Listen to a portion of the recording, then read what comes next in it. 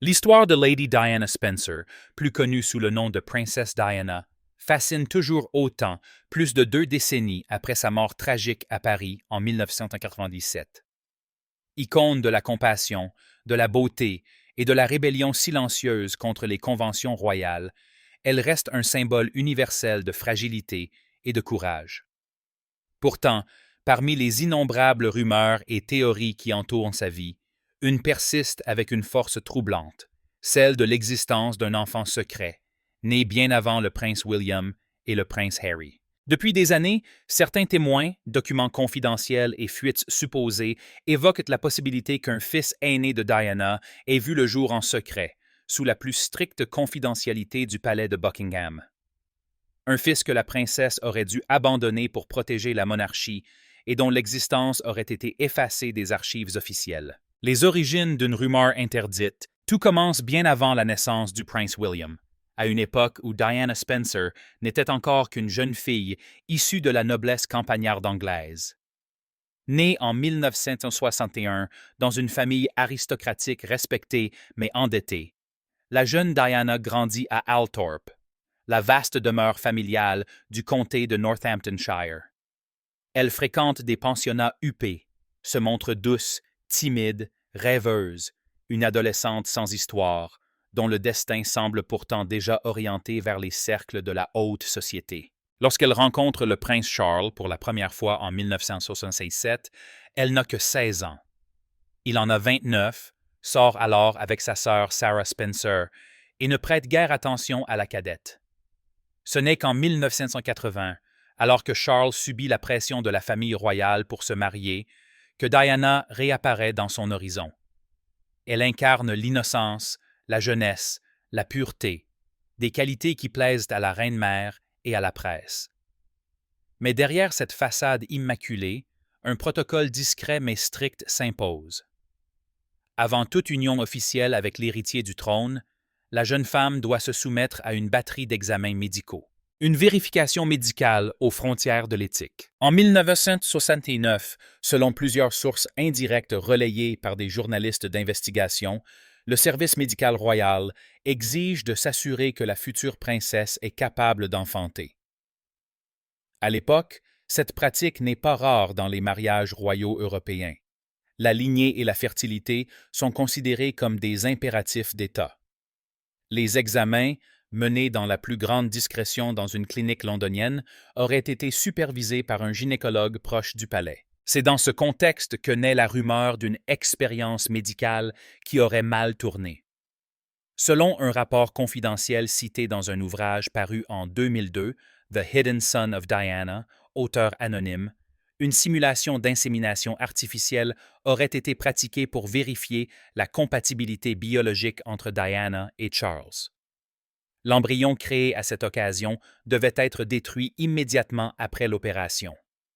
Pourtant, d'après le récit de l'auteur, l'un des embryons aurait été transféré accidentellement dans l'utérus d'une technicienne médicale du laboratoire, Sarah, une jeune infirmière de 22 ans. Cette femme aurait ensuite été envoyée en congé temporaire pour des raisons de santé avant de quitter le Royaume-Uni quelques mois plus tard. En 1980, elle aurait donné naissance à un garçon dans un hôpital privé de l'ouest de Londres avant de disparaître définitivement des registres britanniques. Les éléments troublants qui alimentent la thèse. Aucune trace officielle de cette histoire n'existe dans les archives publiques, mais plusieurs coïncidences intriguent les chercheurs indépendants. Les dossiers médicaux de Diana entre 1968 et 1980 ont effectivement disparu, selon les journalistes du Daily Express qui ont tenté d'y accéder dans les années 1990. Le médecin-chef de la clinique a quant à lui été muté à l'étranger la même année et n'a jamais commenté l'affaire. En 2001, un tabloïd américain, le Globe, prétend avoir retrouvé la fameuse Sarah, sous un nouveau nom, vivant dans le Colorado.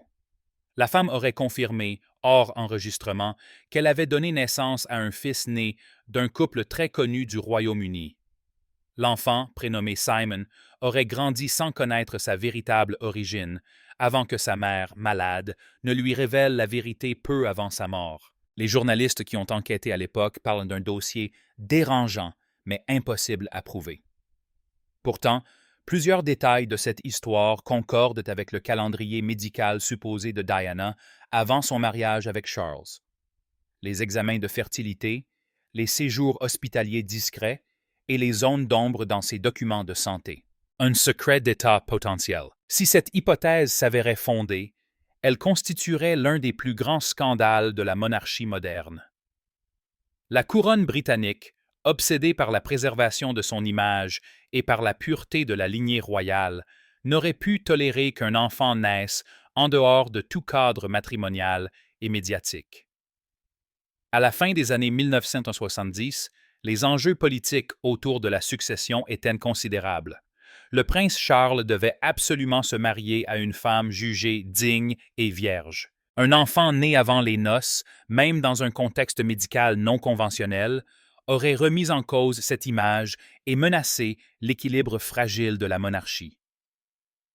Les historiens spécialistes du palais de Buckingham s'accordent à dire que la période précédant le mariage royal fut l'une des plus surveillées du siècle. Chaque geste, chaque déplacement, chaque absence de Diana était enregistrée, parfois même espionnée. Mais certaines zones d'ombre demeurent.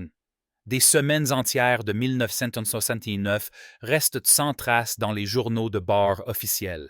Et la famille Spencer, interrogée à plusieurs reprises, n'a jamais commenté cette période. Les premières fuites et les débuts de la légende, la rumeur ne prendra véritablement forme qu'après la mort tragique de Diana.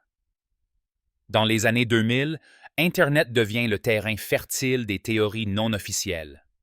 Des forums d'enquête en ligne rassemblent des milliers d'internautes convaincus que la princesse avait confié un enfant à une famille américaine sous la pression du palais. Certains vont jusqu'à affirmer que le jeune homme, Simon, aurait été suivi par les services secrets britanniques dès son adolescence. Ces récits, souvent invérifiables, contribuent néanmoins à bâtir une légende parallèle. Celle d'une Diana prisonnière d'un système qui lui aurait arraché son premier enfant avant même qu'elle puisse le serrer dans ses bras. Que cette histoire soit vraie ou non, elle révèle déjà un fait incontestable. La méfiance persistante du public envers les secrets du palais et le besoin collectif d'imaginer une vérité cachée derrière les murs de Buckingham. Le témoignage de Simon est la piste américaine. Le nom de Simon Charles Day surgit pour la première fois dans la presse américaine au début des années 2000, lorsque plusieurs tabloïds évoquent l'existence d'un homme affirmant être le fils biologique de la princesse Diana et du prince Charles. À cette époque, l'histoire semble absurde, presque risible. Mais en 2003, Simon décide de parler publiquement. Ce qui n'était qu'une rumeur devient alors un véritable phénomène médiatique. Un homme à la ressemblance troublante. Simon Day vit alors à Seattle, dans l'État de Washington. Né en 1980 selon son acte de naissance américain, il est décrit comme un homme réservé, éduqué, marié, père de 2 enfants. Mais ce qui attire l'attention, c'est son visage. Les journalistes notent immédiatement une ressemblance déroutante avec la princesse Diana. Même pommette saillante, même regard doux et mélancolique, même port de tête légèrement incliné. Certains experts en reconnaissance faciale, sollicités par la presse, vont jusqu'à déclarer que la similitude dépasse le simple hasard. Simon, dans sa première lettre ouverte publiée par le New Idea magazine australien, s'adresse directement au prince Harry. « Je ne cherche pas la gloire ni l'argent. Je veux seulement comprendre pourquoi on m'a caché la vérité. Si je suis réellement le fruit d'un accident médical, alors je veux savoir pourquoi on m'a effacé. » Sa déclaration provoque une onde de choc. Pour la première fois, un homme affirme avec conviction être l'aîné des fils de Diana, né d'une manipulation médicale couverte par le palais. Les révélations de la mère et les menaces silencieuses. Simon explique que sa mère adoptive, Sarah, lui aurait confié la vérité sur son lit de mort. Elle lui aurait raconté comment, à 22 ans, elle travaillait comme technicienne dans une clinique privée londonienne, où des procédures confidentielles impliquant des membres de la famille royale étaient régulièrement effectuées. Elle m'a dit qu'elle y avait été enceinte sans le vouloir, après un incident médical qu'on lui avait interdit d'évoquer. Peu après ma naissance, des hommes sont venus nous voir. Ils ont payé son départ pour les États-Unis et lui ont demandé de ne jamais revenir. Selon Simon, sa mère aurait vécu dans la peur toute sa vie. Elle changea de nom, refusa les interviews et détruisit la plupart de ses documents médicaux. Ce n'est qu'en 1988, un an après la mort de Diana, qu'elle aurait osé lui révéler son histoire. Mais l'affaire prend une tournure encore plus mystérieuse. Peu après sa première interview, Simon affirme avoir été suivi par des inconnus. Il dit avoir reçu des emails menaçants, lui conseillant de ne pas remuer le passé royal. Dans une émission australienne, il déclare « Je ne suis pas un ennemi de la couronne. Je veux juste savoir qui je suis. Si Diana était vraiment ma mère, pourquoi ai-je été effacé de l'histoire? » L'enquête médiatique et les contradictions. Les tabloïds britanniques s'emparent immédiatement de l'affaire. The Sun, Daily Mail et The Mirror publient des dossiers spéciaux mêlant enquête, spéculation et insinuation. Les opinions se divisent. Certains y voient une théorie délirante, d'autres un secret d'État potentiellement explosif. Des journalistes se rendent à Londres pour vérifier les registres médicaux évoqués. Rien. Aucun document ne mentionne un incident médical en 1979-1980 lié à la princesse Diana. Pourtant, des incohérences administratives persistent. Certaines pages des registres hospitaliers manquent et 2 employés de la clinique sont partis précipitamment à la même période. L'hypothèse la plus répandue dans les cercles conspirationnistes est que Buckingham Palace aurait ordonné la destruction de tout élément compromettant.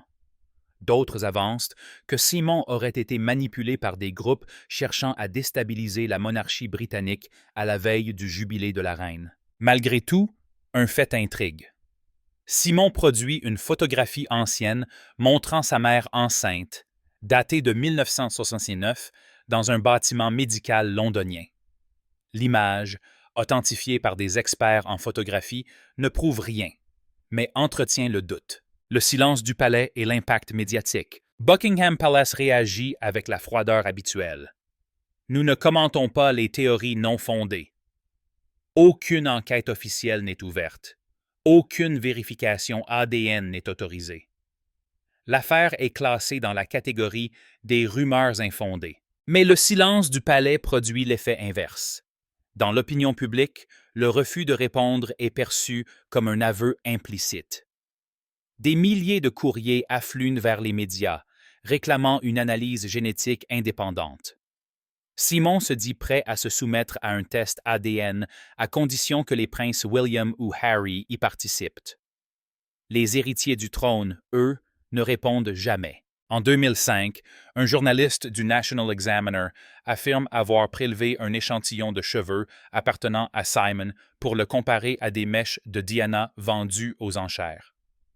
Le résultat, selon l'article, montrerait une compatibilité génétique possible. Mais les données ne sont jamais publiées. L'homme derrière le mystère. Au fil des années, Simon tente de reprendre une vie normale. Il travaille comme consultant en informatique, élève ses enfants et évite les caméras. Pourtant, il continue à entretenir un blog personnel où il partage ses réflexions sur son identité et sa quête de vérité. « Je ne veux pas être un symbole », écrit-il. « Je veux juste être reconnu. Si mon histoire dérange, c'est qu'elle touche à quelque chose que certains veulent garder enfoui. » Son témoignage divise profondément. Pour les uns, il incarne une manipulation médiatique savamment orchestrée. Pour d'autres, il représente la dernière pièce d'un puzzle royal soigneusement dissimulé depuis 4 décennies. Mais ce qui frappe le plus, c'est la cohérence émotionnelle de son récit. Aucun signe de délire ou d'invention gratuite. Simon parle avec la prudence d'un homme conscient du poids de ses mots. Des psychologues interrogés par la BBC décrivent son discours comme structuré, sincère et dénué de recherche de notoriété. À mesure que la piste américaine s'étoffe, un malaise grandit dans l'opinion publique britannique. Car au-delà de la véracité du témoignage, c'est une autre question qui s'impose. Et si, au-delà du scandale, cette histoire reflétait la face cachée d'une monarchie prête à tout pour préserver son image? Le silence du palais et les indices manquants. Depuis que Simon Day a rendu publique son histoire, la famille royale britannique a adopté sa stratégie favorite face au scandale. Le silence absolu. Aucun communiqué, aucune dénégation formelle, aucun commentaire d'un porte-parole. Rien. Ce mutisme calculé, typique de Buckingham Palace, ne fait qu'alimenter davantage la curiosité des médias et des chercheurs indépendants. Pour beaucoup d'observateurs, ce silence n'est pas une simple indifférence, mais un véritable outil de contrôle narratif. Comme l'explique l'historienne britannique Margaret Trewin, le palais ne répond jamais à une rumeur qu'il juge dangereuse. En la commentant, il lui donnerait une existence officielle. En gardant le silence, il la laisse s'éteindre d'elle-même ou se noyer dans la confusion. Mais cette fois, la rumeur ne s'est jamais éteinte. Au contraire, elle s'est enracinée dans l'imaginaire collectif, portée par des coïncidences troublantes, des documents disparus et des confidences de proches de la princesse. Les confidences d'un majordome et d'anciens collaborateurs. Au début des années 2000, un ancien majordome de la famille royale, ayant servi à Kensington Palace pendant plus d'une décennie, fait des déclarations intrigantes à la presse britannique. Sous couvert d'anonymat, il confie: « Je n'ai jamais vu la princesse parler ouvertement d'un enfant caché. » Mais elle portait en elle une tristesse profonde, surtout avant ses grossesses officielles. Parfois, elle disait qu'elle avait perdu quelque chose qu'on lui avait pris sans explication. Ces paroles, rapportées par The Guardian en 2002, laissent planer le doute. Perte symbolique? Fausse couche? Ou allusion voilée à un secret plus lourd? Personne ne peut le confirmer. D'autres témoignages, tout aussi énigmatiques, apparaissent au fil du temps. Une ancienne assistante personnelle de Diana aurait évoqué dans un carnet privé une période confuse de 1969 où Lady Di avait disparu des radars pendant plusieurs semaines, prétextant un séjour à la campagne.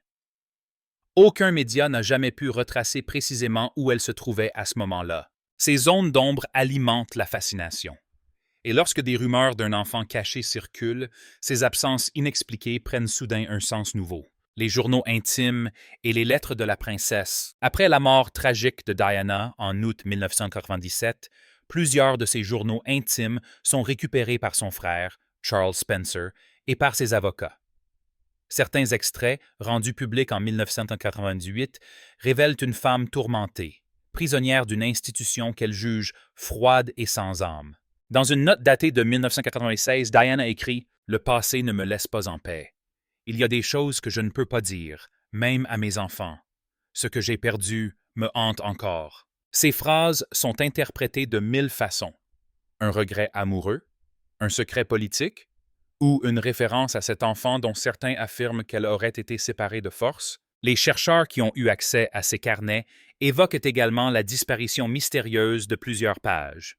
Selon le biographe Andrew Morton, auteur du célèbre Diana, Her True Story, près de 40 feuillets manquent aux journaux originaux confiés aux avocats de la princesse. Ce n'est pas anodin, explique Morton. Ces pages couvrent précisément la période 1979-1981, celle des examens médicaux précédant le mariage royal. Pourquoi ces pages ont-elles disparu? Officiellement, elles auraient été retirées pour protéger l'intimité de tiers. Officieusement, elles auraient pu contenir des informations sensibles sur la santé reproductive de Diana ou sur des événements que le palais souhaitait effacer. Les documents disparus et les erreurs administratives, l'une des énigmes les plus déroutantes concerne les archives médicales de la princesse. En 2003, une journaliste d'investigation du Sunday Times, Helen Parker, tente d'obtenir l'accès aux dossiers médicaux de Lady Diana conservés dans les archives de l'hôpital St. George's de Londres. À sa grande surprise, on lui répond que les documents couvrant la période 1978-1980 ont été inexplicablement perdus lors d'un transfert administratif. Une coïncidence? Peut-être. Mais cette perte concerne précisément la période durant laquelle, selon la rumeur, Diana aurait subi la fameuse procédure de fécondation expérimentale. Autre élément troublant, un ancien chirurgien du service gynécologique, interrogé anonymement, affirme avoir été témoin d'une opération inhabituelle impliquant une jeune femme noble, en 1969. Il ne cite aucun nom, mais laisse entendre qu'il s'agissait d'un cas délicat supervisé par des agents du palais. Les chercheurs qui ont tenté de recouper ces informations se heurtent tous à la même barrière. Les secrets médicaux royaux sont classés confidentiels à vie. Aucun accès, aucune consultation, aucune dérogation possible. Les confidences d'amis proches et le murmure du regret. Plusieurs amis intimes de Diana ont confié, des années après sa mort, qu'elle évoquait parfois un grand chagrin antérieur au mariage. Une amie d'enfance, Carolyn Bartholomew, témoigne. Elle disait parfois, à voix basse, « Il y a quelque chose que je ne peux pas effacer, même si je le voulais. » Je pensais qu'elle parlait de Charles ou de sa solitude, mais aujourd'hui, je n'en suis plus si sûr. Diana était connue pour sa franchise émotionnelle. Lorsqu'elle parlait de ses enfants, son regard s'illuminait. Elle répétait souvent qu'ils étaient tout ce qu'elle avait de plus précieux. Mais un jour, selon un membre de son équipe de sécurité, elle aurait glissé une phrase énigmatique. « J'espère qu'il est heureux, où qu'il soit. » Cette phrase, isolée, a suscité des dizaines d'interprétations. Était-ce une métaphore spirituelle, une pensée pour un proche décédé, ou la trace d'un secret de chair et de sang? Le contrôle de l'information et les archives verrouillées. Depuis 1997, la famille royale britannique exerce un contrôle rigoureux sur les archives liées à la princesse. Les documents officiels, lettres et effets personnels sont conservés dans des lieux sécurisés, notamment les coffres du palais de Kensington et les archives royales de Windsor. En 2017, un historien indépendant, Mark Elwood, a tenté de déposer une requête auprès des National Archives pour consulter les correspondances privées de Diana datant des années précédant son mariage. Sa demande a été rejetée, au motif que ces documents pourraient compromettre la réputation d'individus encore vivants. Ce refus a renforcé les soupçons. Pourquoi maintenir le secret sur des documents vieux de plus de 40 ans? Certains chercheurs avancent que ces lettres contiendraient des références codées à un événement traumatique que Diana aurait vécu avant 1981. D'autres estiment qu'il s'agit simplement d'une mesure de protection de la vie privée. Mais pour les passionnés de vérité, chaque refus, chaque silence, chaque archive manquante est une pièce de plus dans le puzzle d'une conspiration royale. Un mystère entre ombre et lumière. Au-delà des rumeurs, des spéculations et des émotions, une chose est certaine. Il existe des zones d'ombre dans la biographie de Diana. Des jours sans traces, des documents disparus, des confidences ambiguës. Et ces vides, dans le récit d'une femme dont la vie fut disséquée par la presse mondiale, intriguent d'autant plus qu'ils semblent soigneusement protégés. La monarchie britannique, institution millénaire, a survécu à des scandales autrement plus graves. Mais celui-ci touche à l'essence même de la dynastie, la filiation, le sang, l'héritage. Si un enfant né avant William et Harry existait réellement, il bouleverserait non seulement l'histoire de la famille royale, mais aussi la légitimité même de la succession au trône. Et c'est peut-être là que réside la raison ultime du silence. Certaines vérités, dans les palais, ne doivent jamais être dites. La quête de vérité et le mystère qui persistent. 44 ans se sont écoulés depuis cette période trouble où la jeune Diana Spencer aurait, selon certains, donné involontairement naissance à un enfant effacé de l'histoire officielle. Et pourtant, la rumeur ne meurt pas. Elle s'est transformée en un mythe moderne, un mélange d'espoir et de tragédie, à l'image de celle qu'on surnommait la princesse du peuple. De Londres à Sydney, de New York à Paris, des chercheurs indépendants, journalistes et passionnés continuent à fouiller les archives, à interroger les témoins, à comparer les visages. À mesure que le temps passe, la légende de cet enfant caché prend une dimension presque symbolique, celle d'une vérité étouffée par la raison d'État. Une rumeur que le temps n'efface pas. Chaque décennie, de nouvelles révélations surgissent, relançant le débat. En 2011, un documentaire britannique intitulé Royal Secrets, The Diana Code, explore la possibilité d'une manipulation génétique orchestrée avant le mariage princier. Les réalisateurs affirment avoir retrouvé la trace d'un ancien médecin du service royal, mort en 2008, qui aurait confié à ses proches avoir participé à une expérience médicale impliquant un embryon royal. Aucune preuve tangible, mais des témoignages concordants. Puis, en 2019, un journaliste d'investigation nommé Alan Morrison découvre, dans un fonds d'archives médicales privé à Bristol, un fragment de dossier portant la mention Spencer D. Test de compatibilité, février 1969. Ce document, partiellement brûlé, n'indique pas le résultat du test, mais il évoque clairement une procédure expérimentale pratiquée sous surveillance du ministère de la Santé. Peu après la publication de cet article, Morrison reçoit des menaces anonymes. 2 semaines plus tard, il annonce sur son site « J'ai décidé de suspendre mes recherches. Certaines vérités ne valent pas le prix du silence qu'elles exigent. » Cette phrase, interprétée comme un aveu implicite, enflamme Internet. Des milliers d'utilisateurs relancent la piste du fils secret.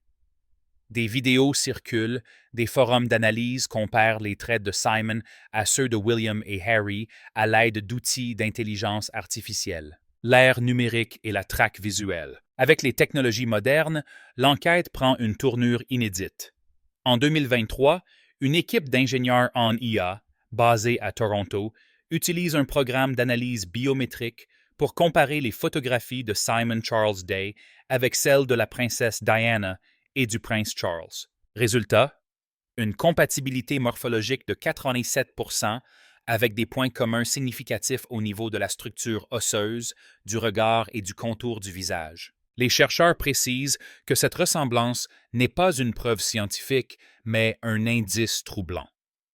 Dans une interview au Times, le responsable du projet, le Dr. Ethan Rollins, déclare « Ce n'est pas une démonstration de filiation, mais la probabilité d'une parenté directe reste plus élevée que pour un individu pris au hasard dans la population mondiale. La monarchie britannique ne commente pas. Une fois encore, le silence règne. Mais les réseaux sociaux, eux, se déchaînent. Des milliers d'internautes réclament un test ADN officiel. D'autres y voient un simple fantasme collectif nourri par la fascination éternelle pour Diana. Entre mythe et vérité, la dualité de la mémoire. Pour comprendre pourquoi cette rumeur persiste, il faut se pencher sur la dimension symbolique du personnage de Diana. Elle incarne à la fois la pureté et la révolte, la victime et la mère. Elle est devenue une figure quasi mythologique dans l'imaginaire contemporain. Le psychologue britannique Michael Tapper résume ainsi « Le mythe de l'enfant caché n'est pas seulement une histoire de sang royal. C'est la projection de notre désir collectif de croire que Diana, femme blessée et humaine, a laissé une part d'elle-même à l'abri des contraintes royales. Ce mythe réunit 3 ingrédients puissants, le secret, le sacrifice et la maternité. Il traduit aussi un sentiment profond de défiance envers l'institution monarchique, perçue comme froide, manipulatrice, inhumaine. Diana, en revanche, représente l'émotion, la compassion, la sincérité. Imaginer qu'elle a été contrainte d'abandonner un enfant, c'est prolonger le récit tragique d'une femme brisée par un système implacable. Le silence des princes et la voix du doute, ni le prince William, ni le prince Harry n'ont jamais évoqué publiquement cette affaire. Et pourtant, certains observateurs affirment que le cadet aurait eu vent de la rumeur dès les années 2010. Selon une source citée par le Daily Express, Harry aurait demandé à un conseiller royal si cette histoire d'enfant caché pouvait avoir un fondement. On lui aurait répondu sèchement « Ne remue pas la boue du passé ». Depuis son départ de la monarchie et son installation aux États-Unis, Harry s'est éloigné des affaires du palais. Certains espéraient qu'il profiterait de sa liberté de parole pour aborder la question. Il ne l'a jamais fait. Mais dans son autobiographie Spare, 2023, un passage retient l'attention. Il existe des secrets si anciens, si bien protégés, que même ceux qu'ils concernent n'en connaissent pas l'existence. Beaucoup y ont vu une allusion codée à cette histoire interdite. D'autres n'y voient qu'une réflexion poétique. Le mystère reste entier. La vérité enterrée? Les historiens qui se sont penchés sur le sujet s'accordent sur un point. Si un tel enfant avait existé, le secret aurait été soigneusement dissimulé dès le départ. La monarchie britannique, forte d'un appareil administratif et juridique tentaculaire, possède tous les moyens pour effacer une naissance des registres civils, modifier des dossiers médicaux, organiser un départ discret. Et si l'on considère la pression exercée sur Diana dans les premières années de son mariage, surveillée, isolée, souvent humiliée, l'hypothèse d'un secret imposé par le palais n'a rien d'impossible. Mais à défaut de preuves formelles, le mystère demeure dans une zone grise, entre vérité historique et légende populaire. Un secret qui défie le temps. Aujourd'hui, Simon Day a plus de 40 ans. Il vit toujours aux États-Unis, loin des caméras. Parfois, il publie des messages discrets sur les réseaux sociaux où il remercie ceux qui cherchent encore à comprendre. Il ne revendique plus rien, mais ne dément pas non plus. Sa vie est devenue la métaphore d'une vérité inaccessible, d'un passé qu'on ne peut ni confirmer ni effacer. Les générations futures de Britanniques continueront sans doute à se poser la question. Diana a-t-elle eu un premier enfant caché au monde? Ou ne s'agit-il que du reflet d'un mythe façonné par la douleur et l'amour d'un peuple pour sa princesse disparue? Car au fond, cette rumeur dit moins sur la biologie que sur l'histoire humaine.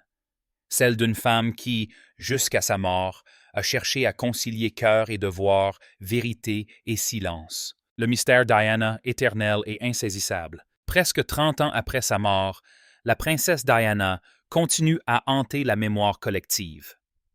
L'hypothèse d'un fils secret reste sans preuve, mais le besoin d'y croire, lui, ne faiblit pas. Peut-être parce que cette histoire condense ce que la princesse représentait, la fragilité, la transgression et l'amour absolu. Peut-être aussi parce que chaque génération, face au secret du pouvoir, cherche une figure d'humanité à laquelle se raccrocher.